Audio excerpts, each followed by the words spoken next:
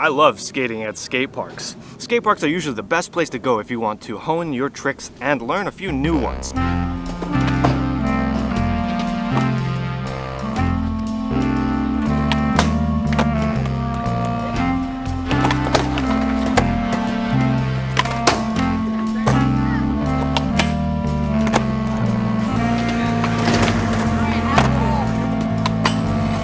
See, skate parks usually have very smooth ground. They usually have very decent obstacles in terms of their size and proportions and skatability in general. And if you're lucky, they usually have quite a positive environment, encouraging people and friendly folks to help you get better at skateboarding. And I love coming to my local skate park. Usually it's such a great experience. I have so much fun and learn and grow as a skateboarder.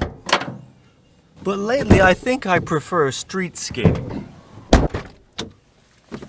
I don't think I need to explain how different street skating can be from park skating, but street skating is quite different from park skating. There's an element of randomness and spontaneity when it comes to street skating that skate parks just can't replicate. A deep sense of exploration and excitement, especially if you're looking for brand new skate spots. A lot of spots aren't very skatable right off the bat, so there's that deep earthiness, some grit in it, to where even just doing simple tricks is immensely satisfying. And that's what I love about street skating lately. I love the exploration. I love finding new spots and just seeing what I can do, seeing what I can pull out of my bag of tricks, however limited it may be, and just really trying to work with it, as well as exploring my own backyard, this little pocket of the world that I inhabit. But right now we're on our way to the spot that's in the thumbnail for this video, but as I make my way there, enjoy a little montage of some street skating that I did the other day.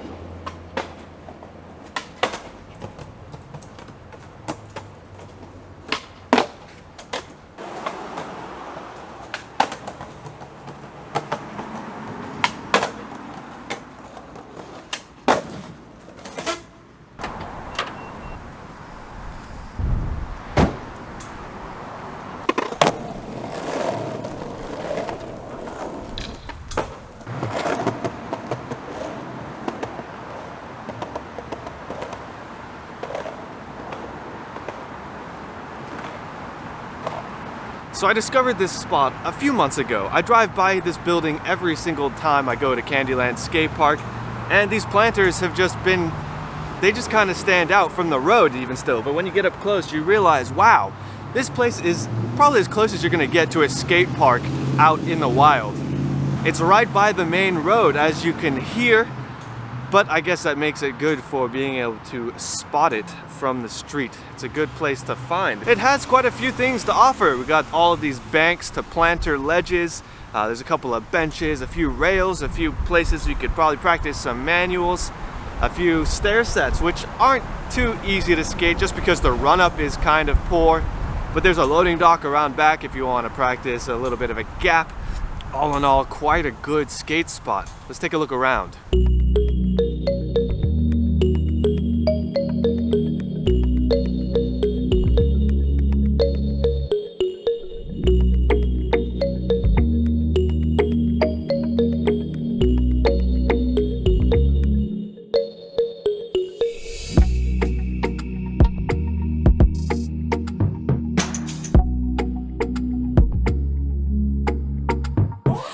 Seems to be quite windy today. I'm sorry if you end up hearing it and the audio sounds like garbage, but I've circled this building quite a few times in search of any signs that say no skateboarding or anything. The only thing I can come across is signs that say no smoking.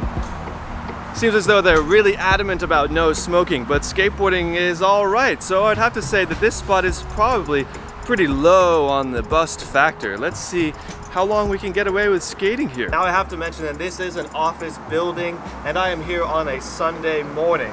So I imagine if you came here during the week, during business hours, you probably wouldn't get away with skateboarding here quite so well. Keep it in mind.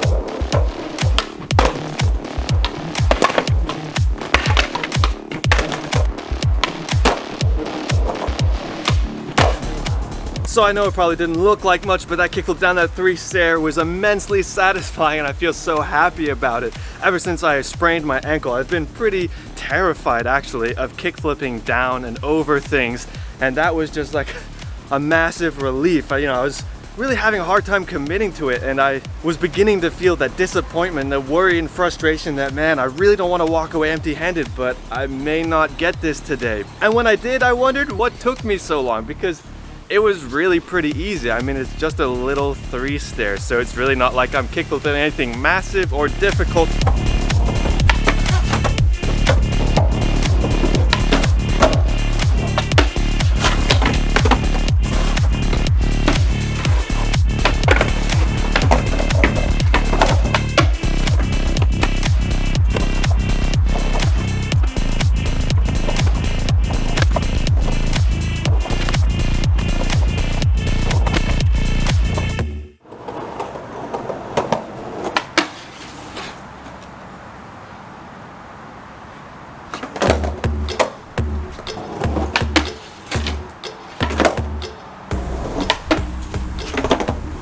Honestly, a little bit embarrassing how long it took me to do some of those tricks. That board slide pop out to fakie, I probably tried it about 100+ tries, but I guess that's just the nature of skating in the streets. Even easy tricks become quite difficult just based on the obstacles that you're trying them on. But nevertheless, it was kind of fun. I mean, it's never really fun to do the same thing over and over again and keep failing at it, but when you figure it out, that's rewarding. I wouldn't say I figured it out though. I mean, you saw the clip. It was pretty sketchy. Either way though, pretty happy, pretty pleased with the session here today. It's getting pretty windy. I think I'm gonna go inside before I get blown over. It's funny because even now when I'm completely, absolutely exhausted and the last thing I wanna do is skateboard, I just went through a back way to get home and I saw a couple spots on the way. I'm like, man, that looks like fun, and I contemplated pulling over and giving it a good old session, but no. I'm gonna keep it in the back of my mind and hold on to it for another day, another street skating, spot skating extravaganza when I'm feeling like I have a bit of an explorative kind of attitude, a bit of a curious mindset for my skateboarding when I'm trying to expand a few bits of information, and just now I'm rambling. But anyway, it's just, you can't turn it off, you know. It's just like as you're driving down the street, you see something behind a building, and you're like, ooh, my spot senses are tingling right there. I think as skateboarders, you know, we've got an extra sensory perception. We're highly acutely aware of when an area seems as though there's gonna be some skate spots around.